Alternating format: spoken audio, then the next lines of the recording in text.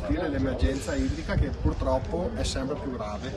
Procederemo quindi all'inasprimento dell'ordinanza estendendo alle 24 ore il divieto di utilizzo idrico per usi non domestici, quindi non igienico-sanitari. Questa la decisione dei 4 sindaci dell'Alta Valle del Chiampo, Altissimo, San Pietro Mussolino, Nogarole, Crespadoro, che si sono incontrati con i vertici della società Acque del Chiampo per decidere congiuntamente le linee da adottare per far fronte alla sempre più preoccupante scarsità d'acqua. L'estensione alle 24 ore della limitazione d'uso sarà accompagnata anche dall'intensificazione dei controlli degli usi non domestici, che saranno così vietati da domani. Gli esempi dell'irrigazione dei giardini, degli orti, piuttosto che il lavaggio delle auto. Chiediamo ai cittadini uno sforzo ulteriore nel non consumare acqua, è il nostro bene più prezioso in assoluto, dobbiamo salvaguardarlo, dobbiamo risparmiarlo perché l'emergenza è sempre più grave. 250.000 euro sono stati assegnati alla società Acque del Chiampo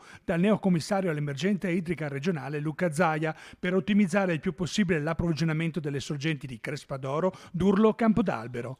Altri 123.000 euro destinati a migliorare le interconnessioni in valle. Restano per il momento indefinite le maggiorazioni per garantire la continuità del servizio anche alle zone più difficili dell'Alta Valle, ma prevale l'ottimismo. Abbiamo la certezza che ci daranno incontro con 200.000 euro per le maggiori spese dovute al trasporto dell'acqua con autobotti, perché noi abbiamo scelto comunque, al di là dei costi, di dare servizio acquedotto a tutta la valle, quindi anche ai comuni dell'Alta Valle, anche se tutti sappiamo che portare l'acqua in giro costa tantissimo.